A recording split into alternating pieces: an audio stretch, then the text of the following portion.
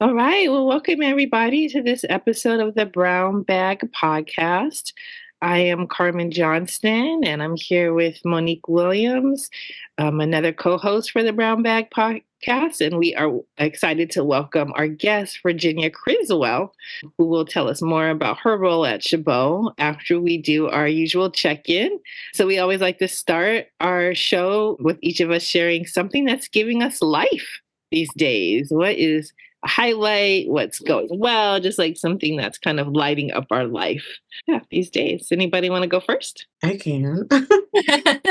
Um, Being here, actually, like when I got the email inviting me to do this, I was over the moon excited. I was like doing a little happy dance. I was like, "Woo." I was really excited. Like I listened to the podcast, and so I was just really, really excited to be invited. So that is giving me So cool. I'm so happy to have you. yeah.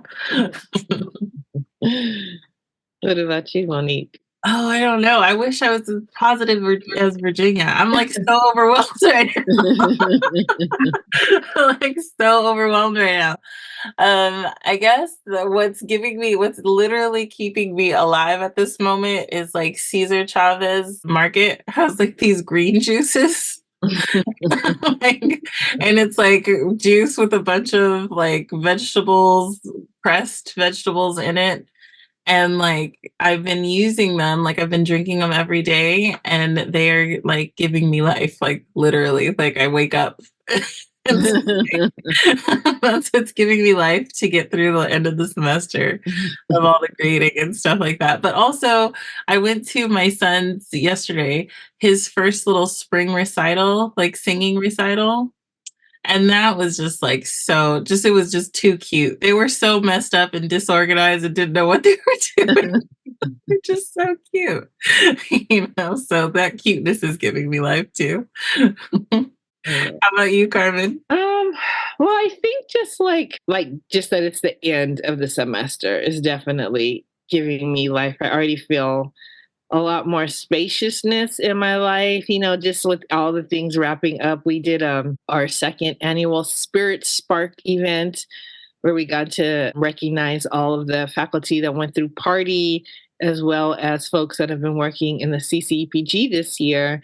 And it was just like, it's a lot of work to put an event on. It's like Marissa and I, we were like organized it, set it up, facilitated it, spoke at it. It was just, it was a lot. And I'm so glad. Like, I think it was a really positive event. And I learned a lot just from doing that event. And I'm glad that it's over. I saw her that day carrying huge boxes. I was like, are you okay? Yeah,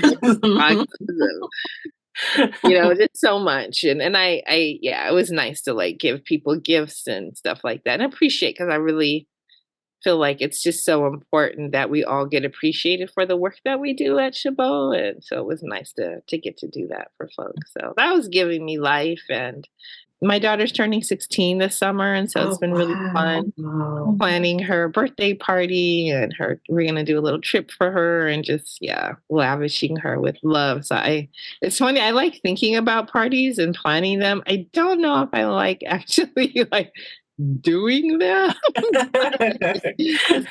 She wants to do she loves the movie Dune, so she wants the party to be like a Dune theme. So it's been kind of fun to look stuff up and figure out what we could do. So, she's what is it, Timothée Chalamet fan, right? Oh my God. She's like, when that movie, because she loves Zendaya too, so she was like in heaven, right? Like, to them, overload. Yeah. I can't believe 16. Yeah. Yeah. wow. Yeah. Yeah. So we were going to talk today about bureaucracies. And, as our podcast really focuses a lot on equity and issues around social justice. And one of the big challenges to trying to make change in a system is the system itself. Right. And all the bureaucracies that come with having a system. Right. And some of the some we need, some are, can feel a little obsolete, but they're always really slow to change. And so we wanted to have a conversation today just about how do you navigate these bureaucracies and how do you change things, when you're in a bureaucracy like we are. So And Virginia, you want to tell us a little bit about why you're the perfect person to talk to about yeah. this? I don't know, like this morning, like as I was like getting dressed and remembering like, oh, I have this podcast, I was also wanting to be mindful of just maybe what I say, because it's like, I don't want to say, I think we do a lot of things well, but I also think that we have a lot of work to do. And so I think just from the viewpoint of a classified professional, I think a lot of times we see maybe a little more of it, of just what the system is. Like I didn't like prior to working here, I didn't work in education. Like I worked in healthcare and that's kind of where I was. But like being in education, it's like and the more you get involved, it's like the more kind of the curtain is pulled back and you really see that like the system of education was built for and by white males.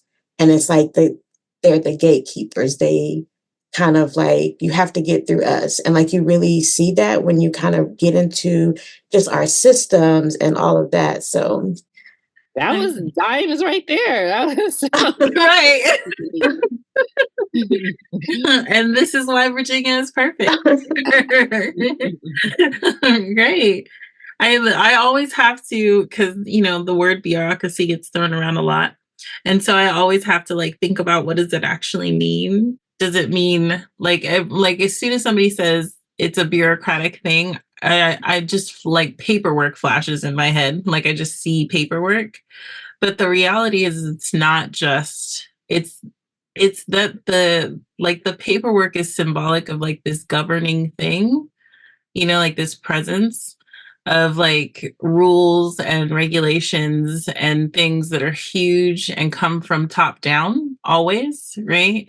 And so like that to me is what makes bureaucracy feel so heavy, is that it's like already like almost like set in stone stuff, right? And so when those things, when all that paperwork or all that, or you try to like do something different, it feels like always a block, even though it doesn't have to be, right? Because people can learn to navigate it, to negotiate with it, to change your bureaucratic system. It just kind of feels like it, partly, I think, because it's so hard to understand, because there's so many rules and things put in place. And then I think partly, Virginia, because of what you're talking about, like if you're in an old bureaucracy, right? Who was it constructed for? How has it functioned? Like who actually benefits most from it? Those questions start to come up too. So thank you so much for being with us, because it's a hard thing to talk about. Virginia, do you want to say like what your title is and your role is at Chabot? Oh, my job is a senior administrative assistant for academic pathways and student success. And then I also serve as our classified Senate president. Okay. Well, I think our first question was pretty straightforward. Just how do our policies get in the way of equity at Chabot? Our policies and systems. Monique touched on this too. It's just like, I feel like a lot of time it slows down everything. I think like one of the things when I was hired, the one thing that my dean at that time said was, "This is a very bureaucratic system," and I had to go look it up. I was like, I don't even know what that means. And then like once like kind of being here, it was just like, first of all, y'all still work with paper?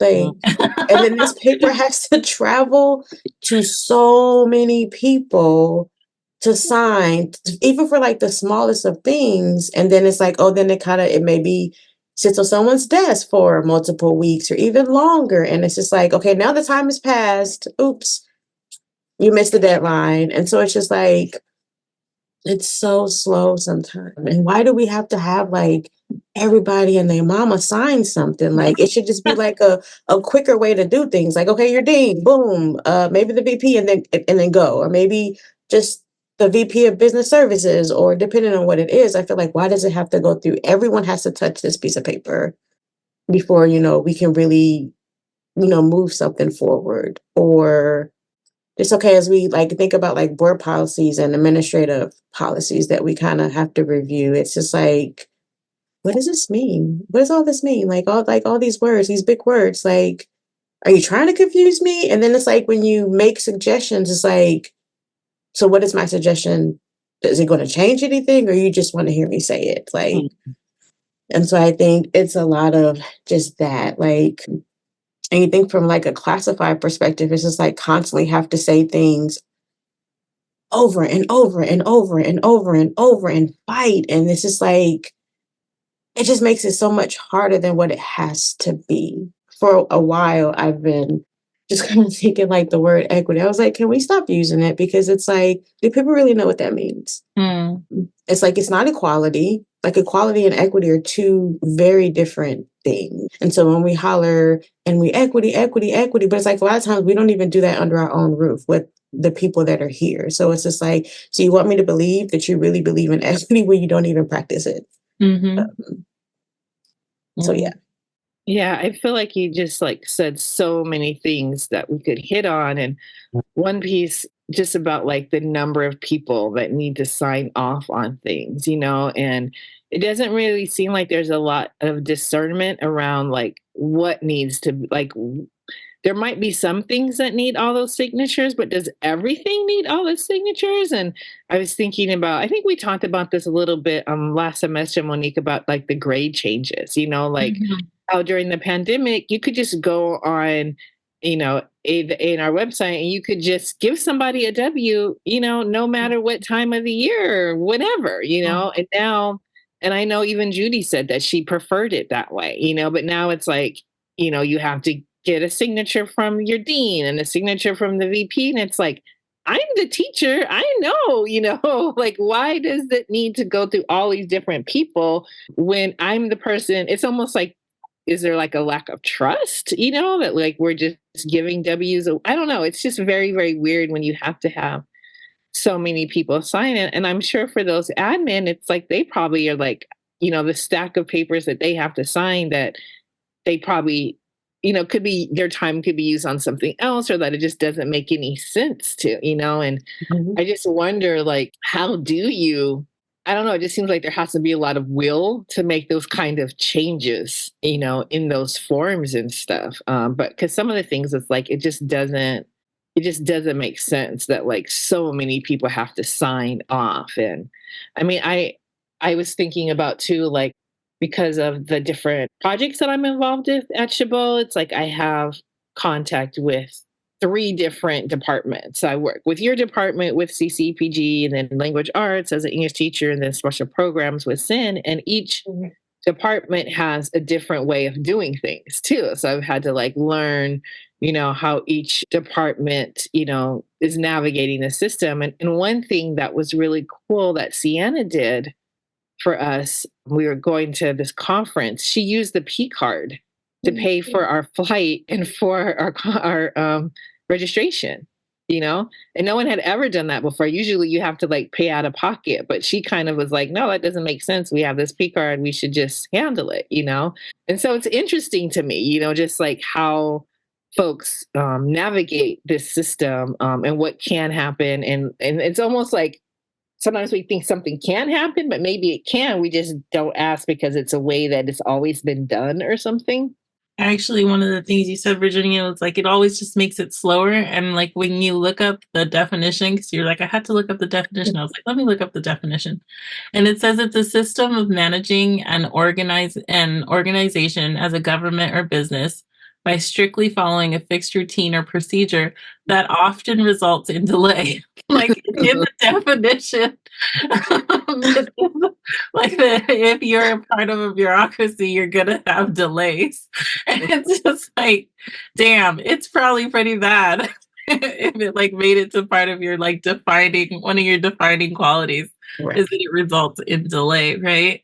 And part of the thing you're talking about, both of you, right, that these delays have impacts Mm. that can be really negative. Like I've had so many students that are freaking out at the end of the semester because I'm trying to give them a W, but because of the way we have to do it, they have to see a grade first.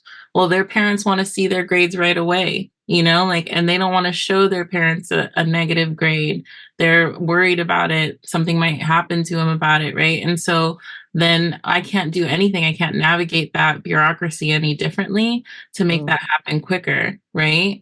And so like those like the delays have real consequences, right? For us, for students, for everybody, like around conferences, right? People have had to go sign here, go check with this person, go check with that person, then sign here, sign that, right? Those delays, then they're like, I'm not even going to go to that conference anymore. The hotels are booked out, the blah, blah's this, where it's done, right? And so then people are running around and getting all those things, trying to get all those things in order. And then for nothing, because the person turns around and says, I can't do it anymore, right? So it just seems like so much energy that gets put into something. And it's like, I don't think the intention of any system is to waste people's energy, but to like optimize on people's energy, right? Because then you have a better flow and you have a better working space. But I always wonder, like, these things, like you said, like it has to go to this person and then this person, and that person. Is that really something that's hard to change? Or could we just say, you know what, we're not going to do that way anymore because it's a problem, like, and then change it. I have no idea. I'm ignorant to that. I know that there's board policies and policies like that, but I also know that we're constantly revising those, that we're saying like, hey, here's a new policy because XYZ is happening.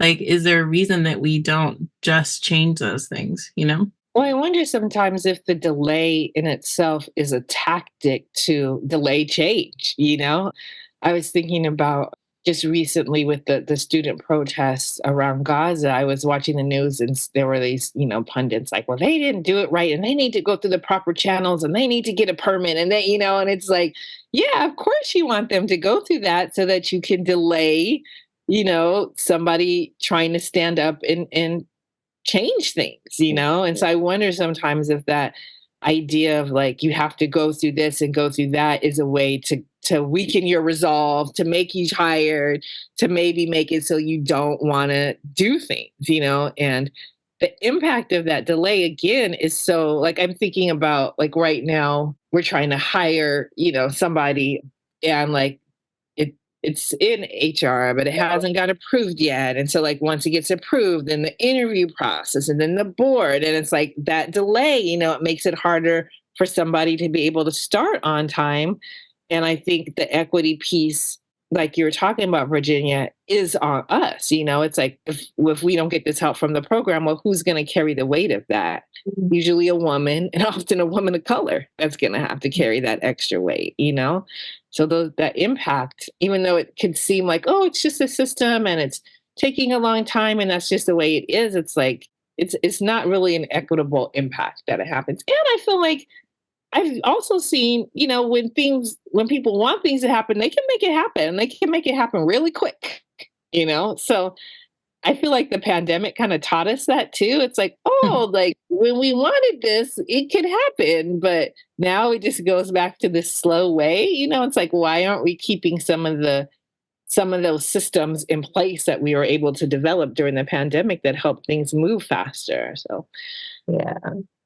And just like also touching on something that you said, like, is it done purposely to like make you just give up? And sometimes I just think about, like with classified, like sometimes as we kind of speak out on just, changes we need or maybe want to see, and it happens so slow. Like it happens like, oh, we're making change gradually. Like it's very, very slow.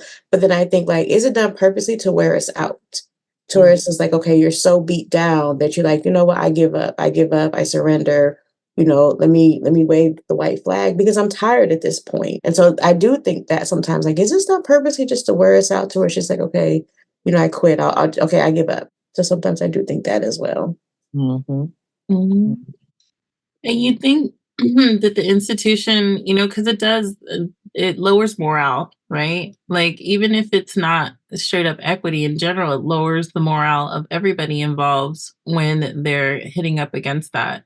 So you think the institution would kind of say, like, okay, well, what are those things that people are just like, we've been running after this for so long, and there's just so much, and we're running out of steam, or this part of my job is just so complicated when it doesn't need to be complicated, like, what are those things, and then what can we do to fix them, like, so what's the new procedure, what's the new thing that comes into place, and then kind of just pick that up, like, I'm still thinking, like, why, if we know those things exist, if we know people are kind of like constantly frustrated by some sort of system or thing that we have in place, why do we just keep having it in place? Mm-hmm. Like, if it's not on purpose, then that would mean that you'd want to fix it, right? If it's not like, oh, we meant to do that, then you'd want to fix it, right? Like, so I don't know.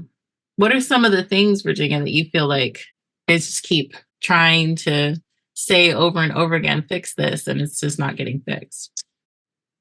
I heard the doing things in paper. I do not know why we still do. I don't know. Because you think like, I don't know if y'all have timesheets, but like our timesheets are blank. Mm. You just sign it. You only put something on it if you take the time off. But I do a LOA for that. So why is like that's like double work? I have to do a LOA and I have to put it on my timesheet.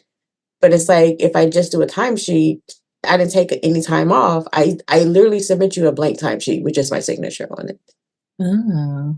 That's like, huh? Uh-huh.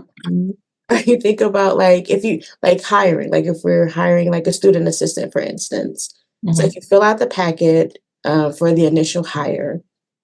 I think that goes, your dean or manager signs it. You can send it straight to HR. Like the only time that it has to go to maybe the VP is if you're wanting to hire at the highest rate that you can hire a student at. Then you have to submit it to a VP. But if not, it can go straight to HR.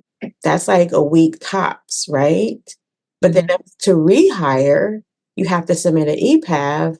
I got to put everybody in this queue. It's just like, why am I putting the president in the queue? He didn't sign it the first time. So it's just like that then kind of slows it down.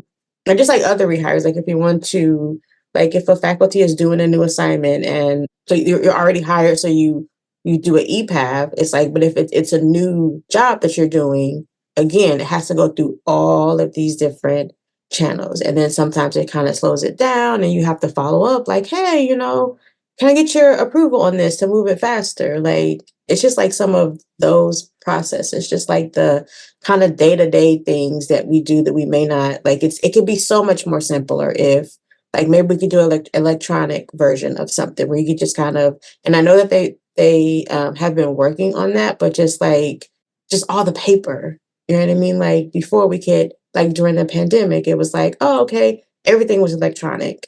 And then it was like, we came back and it was like, oh, we need you to go back to inner office. Why are we going backwards? That makes no sense. So it's just like little things like that. Or for negotiations, like prior to the pandemic, we negotiated or wanted to negotiate a remote work. And we were told, no, classified, you need to be supervised. Bam, pandemic happened. Boom, immediately go home.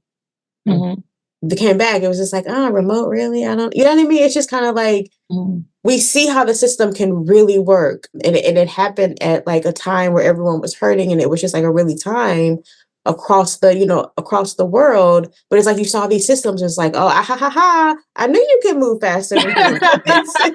It's just like, gotcha. And so it's just like, it's just a lot of that a lot of times. It's just like, it's kind of the systems of, I'm moving so slowly, and then it's like it trickles down to the students, like, because ultimately, like, that's why we're all here. And so at the end of the day, like, they end up feeling the brunt of how slow things are. Yeah, I was thinking of my husband, he works at Berkeley Unified, and they have an online system for like timesheets and days off. Like he just logs in and like checks a box and that's it, Like it just seems like it would be so much easier if we had some systems in place like that. And they're all, I mean, they exist. It's not like, it's not out there, but we're just so slow to adopt those kinds of systems. And I feel like, I wonder sometimes too is if there's just like some distrust around people not working, that like, oh, if you do it online, then you're not really working, or if you are working remote, like how do we know you're working? Like there's just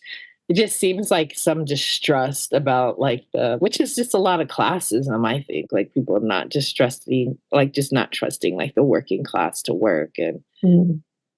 exploiting their labor and I don't know. And a lot of like it's really hard to break habits. So going back to status quo rather than reevaluating and saying like, how did this really work better? Instead, it's like, this is how we've been doing it for so long. Let's just go back to that. When in reality, probably having like all these different people sign things, or at one point having all these different signatures on things, probably came out of some moment, right? Like Mm. some moment that happened, and then they're like, oh, well, now we need this person's signature on this from now on, right? And then we never went back and reevaluated that. And we never went back and looked and said, like, is that actually working, right? And then it just became the way things are, Yeah. and I think that that's always a danger when we are like, that's the way it is, that's the way it works, right? Mhm. Because we continue to like kind of keep doing things in a mode that might make things tougher for people, right? And might slow things down and cause equity issues, right? Or equitable or impacts on people's life, right? And so we were so willing to switch things up because COVID forced us to, right? And so to just kind of keep running, we had a willingness to just be like, okay, let's just let that go and switch that to this and switch that to this, right? But then when everything, everybody wanted to return to normal or create the new normal. But I think in recreating the new normal, the goal was to recreate a lot of what we had prior to, rather than actually creating a new normal, right? Mhm. Like a new one, and saying and taking all the good, right? And saying like, okay, what good came out of the pandemic? What good things do we see happen? Let's keep all of that, you know? And then let's kind of restructure some of these other things or look at some of these other things. Instead, it was kind of like, let's get back to normal, Mhm. right? Yeah. So, and what's sad is that Yeah, that it was a was real such an opportunity. exciting moment in a lot of ways. And like you said, it was an opportunity to make changes. And I feel like, we started some things and we didn't necessarily finish some things. But it does seem like in order for change to happen, there has to be like a concerted, sustained effort around it. It's almost like, we're working on this on revising the new faculty standards. I mean, it's been a lot of work, but it's a very concern, we're like focused on that, so it's almost like there needs to be a group of people kind of focused on, I don't know if it's a task force or some type of review committee that would just focus on looking at our systems, Mm. talking to people, seeing what's efficient, what's working, what's not, and making changes. I think it's like somebody has to kind of take that responsibility on, because it's not just going to happen on its own. And I think part of it is like there's just so much work to do in our jobs every day, and like taking on revising those systems is an additional job, right? So I Mhm. can see why it would kind of get, pushed under, because people are like, I don't got time to revise this form. I got to process these 500 forms in front of me, So Yeah. I mean, not knowing that revising the form would make them have less forms but who has the time to do that? So it'd be great if there was some, just an effort. And if we could really make it like it, that, show that this is an equity issue, that needs to be addressed. And can there be a committee brought Mhm. in together, even just I know we don't like outside consultants, but that sometimes that could be a good start, to have somebody come in and review our systems and say, this is what we learned looking at your systems, and this is what we would suggest, to make it more equitable. So I think there's a lot of things that need to be done, but again, it's just always about the will, right? Like who has the will and who can take the initiative to get it going. Mm-hmm. I think sometimes too, like just the healing. I think, Monique, you touched on it, like something was done 10, 15, 20, 25 years ago, and just that moment in time, like it was held on to. And so then it passed down to everyone else that's down here. But it's just like, okay, that happened so many years ago. Like that particular person or those people, like they are no longer here. And so you have a new batch of people. But I think just like that transgression is like so deep and so embedded that it's just like it's a part of the system now. And so it's like with a lot of systems that need to be completely abolished, or like how do you just like tear the system like just down to like let's rebuild, like let's build a stronger foundation, like how do we get rid of that hurt, how do we how do you really do that? Because I think that's also part of it, just like the healing and acknowledging a wrong that was done, but also genuine, like just being authentic to, okay, no, I hurt you or whatever it is, like how do we move forward with from this? I think that's also a part of it as well. That's such a good point. Yeah. I love both of your ideas. And I think, like maybe the idea of having a group that actually focuses on this, like a work group or a group that's supported by the college that focuses on the issues of the bureaucratic issues that are happening. We call it bureaucracy now. Right? It focuses on those issues and trying to figure out how do we change them, or maybe how do we keep some of the ones that are super valuable. I think, Virginia, you started out saying that you wanted to be really careful about how you talked about this. I'm usually the least careful. Like, I don't know if it's just my family or whatever, but I think it's true because like there are so many people running around working really hard to navigate it all the time that you don't like, I don't want to make it that anybody at the district or anybody at the school or anybody at the any person is actually like trying to do harm, right? Like I actually see people trying really hard to figure out how to make it go quicker, how to make these things work. Like Sienna, how do I not figure this out so that way things are more equitable? I see people doing that constantly, but it's weird because it's like now the paper or the system or the structure is alive, and that thing is actually working against you. It's like all of a sudden that thing becomes a person that's like standing in everybody's way, including the people who are trying really hard to navigate through it. And so it'd be really neat if those people who are working so hard to navigate it are actually like on a team of people who are remaking it, like that they're the people that are kind of changing it. Yeah. One thing we want to ask you, because we're running out of time a little bit, is part of what we invited you to talk about too is this idea of the power of us.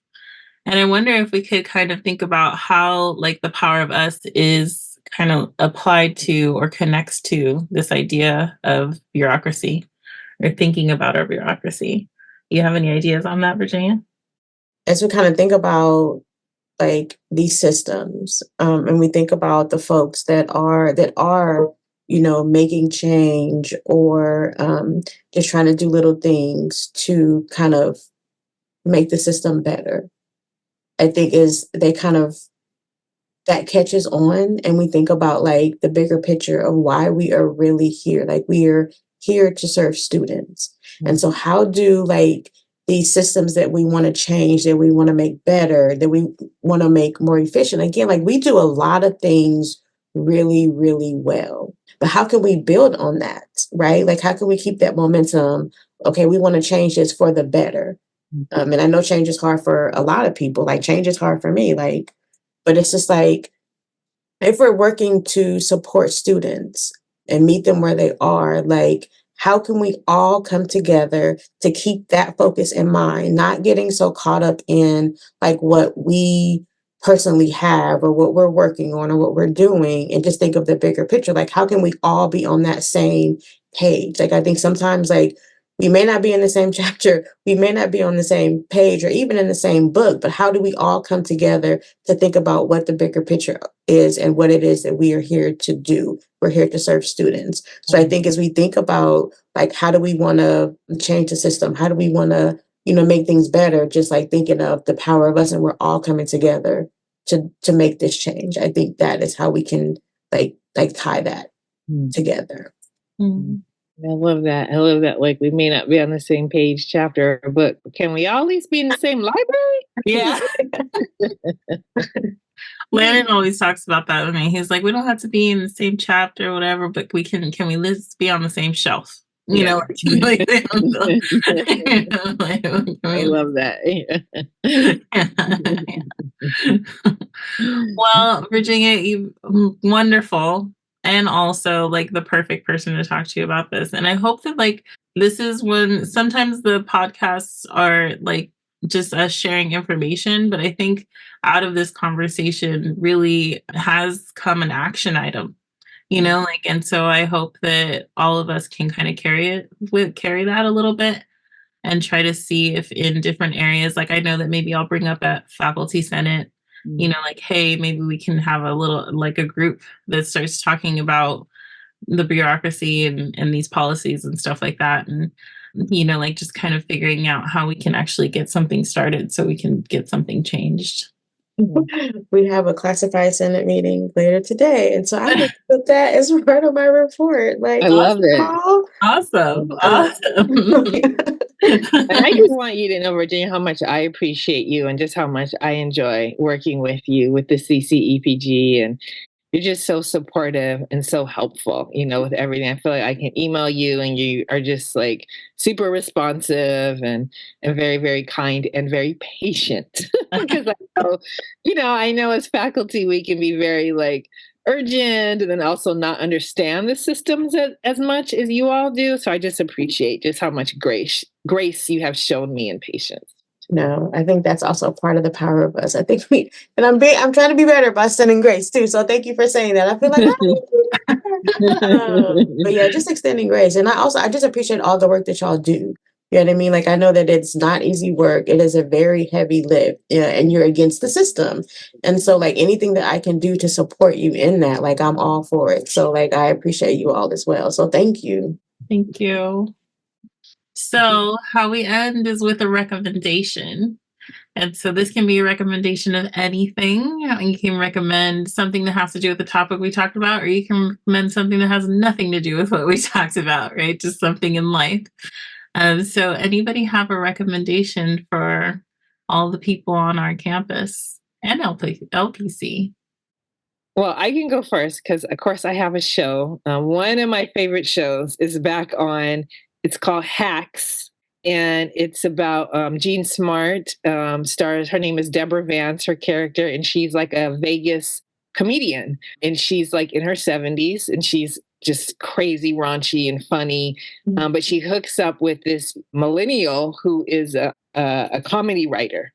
And so it's just this like clash of generations, but also about these two women that just come to love each other and support each other and help each other be like the best versions of themselves. And it's super high quality, very funny. It's on Max, and I just thoroughly recommend it. It's like one of those. There's a lot of shows on right now that are kind of mid and they're fine to watch when you're folding your clothes or whatever. But like, this is a show that you pay attention to, that you're into from the beginning to the end. They're half an hour shows. And I just totally adore it and recommend it to everybody. Yeah. Hacks. That's the one. It has one of the stars from Designing Women, right? Yeah, that's Jean Smart. Yeah. Smart, yeah. I loved her. Yeah. And the younger woman, her name is Hannah something, but she's really funny too. And it's just, It's a great show. It's really, really great. I strongly recommend it. Virginia, you have a recommendation? I guess just to kind of be open-minded to just not only like the discussion here, but the work, just for people to just be really open-minded to it, and lean into it. Like as has been said in the different equity retreats, it's like lean into that discomfort. Like, so I would just like that would be a recommendation. I think my recommendation might be a recommendation that you made, Carmen, a long time ago. Mm. Because you always give us your shows. But I started watching Gordita. It's like a Oh. show about a Dominican girl. Her whole family comes from the Dominican, and they come over to America in like the 1980s. So part of the reason I love it is because like it starts in like 1985. And I was born in 1983, so there's like all the, like the hair and the music, right? So, but I was watching it this morning, and it was just kind of talking about really linguistic justice. And it was talking about how in the classrooms across the United States, there were so many places, like in classrooms and government buildings and stuff like that, you weren't allowed to speak anything but English. Mhm. And so you could be punished for speaking any other language. And Gordita, Cuckoo is her name, she really tries to not speak Spanish. And she like kind of goes against everything she loves to keep Spanish out of her mouth at school. And then the teacher goes and speaks French and Spanish, or French in school. And she's like, wait a second, I can't speak Spanish, but you can speak French in here? And it was like, and she said she's a little girl, and she's like, that's bullshit. And then she was like, what? But that was in English. What's wrong? Like, What is it on? What streaming? It's on Hulu. Hulu. Okay, I'm gonna look for it. And it's just it's like funny, but it's talking about all the things that we're talking about around equity now. And it kind of shows us this thing of like how these things get ingrained a long time ago, and then we still have practices in the room now that mirror or like, reiterate those themes that we saw in our history. So I would recommend that. It's like, it's funny, but it's smart, I'm gonna look that up. Yeah, it's really cute. She's like really a good clip or something to show in class around linguistic. Yeah, probably. Yeah, probably. Yeah, the teacher says deja vu. And she's like, wait a second. That's not English. Yeah. I also wanted to just shout out Kenya in special programs. Who's another classified professional that I work really closely with and has also been super, super patient with me as I figure out and kind of navigate, the forms and structures and systems over in special programs. So just wanted to shout her out too, who's been also pretty patient, kind, and graceful and responsive. Nice. Shout out to classified folks. Shout out to classified.